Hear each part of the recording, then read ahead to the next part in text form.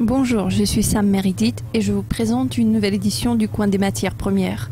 Aujourd'hui, nous nous focaliserons sur le pétrole et les pressions récentes qui ont secoué les marchés. J'ai contacté l'analyste du pétrole brut Dominic Haywood de la société Energy Aspects. Dominic, l'OPEP se réunit aujourd'hui et il est largement anticipé que leur quota de production ne changerait pas. Cependant, envisagez-vous des surprises quelconques et comment évaluez-vous la santé générale de cette matière première ? Nous n'envisageons pas de surprise lors de cette réunion de l'OPEP. Nous croyons qu'ils laisseront le même quota. Rappelons-nous que l'Arabie saoudite a fait un message très clair sur le point qu'ils ne vont plus garantir de bons rendements de la production à coût élevé. Voilà pourquoi nous nous attendons à ce qu'ils continuent de produire environ 10,5 millions de barils par jour. En ce qui concerne la santé générale du pétrole, nous avons observé une amélioration prononcée dans 3 différents aspects qui ont poussé les prix vers le haut. La première amélioration concerne la demande. Il s'agit notamment de la demande des consommateurs finaux. Jusqu'à présent, nous constatons qu'elle a augmenté d'1,9 million de barils par jour en 2015 d'année en année. Et c'est une énorme augmentation.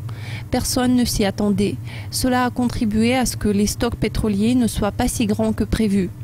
Le deuxième aspect est le stockage qui est typique pour cette industrie car les gens ont tendance à acheter du pétrole pour le stockage, qu'il s'agisse du stockage commercial ou bien des réserves pétrolières stratégiques, ce qui aide à éliminer en partie l'excès de pétrole brut et stimule la reprise des prix.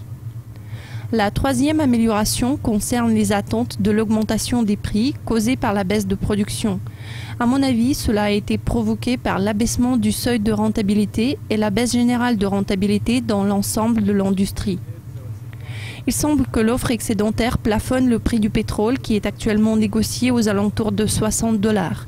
Est-ce une nouvelle norme pour le pétrole? Combien de temps cette situation pourrait-elle durer?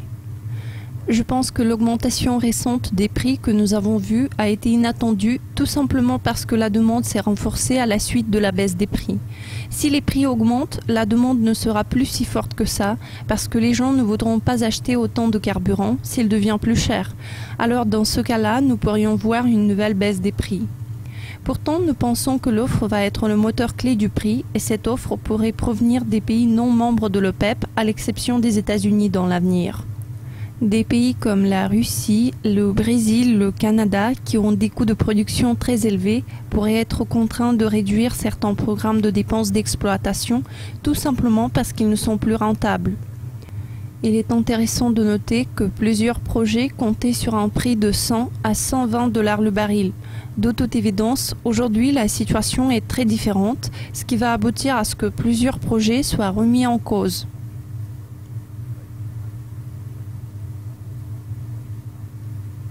Enfin, quels sont les indicateurs clés qui sont susceptibles de façonner les marchés à court terme? Je pense qu'il sera important d'examiner les chiffres témoignant de l'état de la demande, comme le nombre de véhicules 1000 parcourus aux États-Unis, qui est un bon indicateur de la demande d'essence à venir. Alors en général, il faudrait surveiller ces données pour comprendre si la tendance au renforcement de la demande va continuer.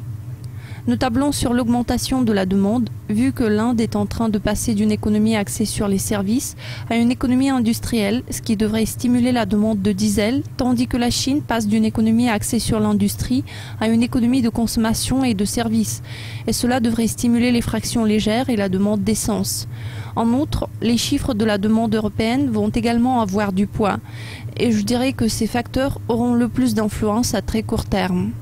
À plus long terme, il faudrait suivre les chiffres de production des États-Unis pour avoir une idée plus précise sur la rapidité de la réaction de la production de schiste à la baisse des prix. Puis après, en 2016-2017, les chiffres de production des pays comme le Brésil et la Russie pourraient donner une bonne indication de la réaction de l'offre des pays non membres de l'OPEP hormis les États-Unis. Nous voyons un grand potentiel de baisse dans ces régions. Dominique, je vous remercie de votre participation. Merci de nous avoir suivis. Restez avec nous.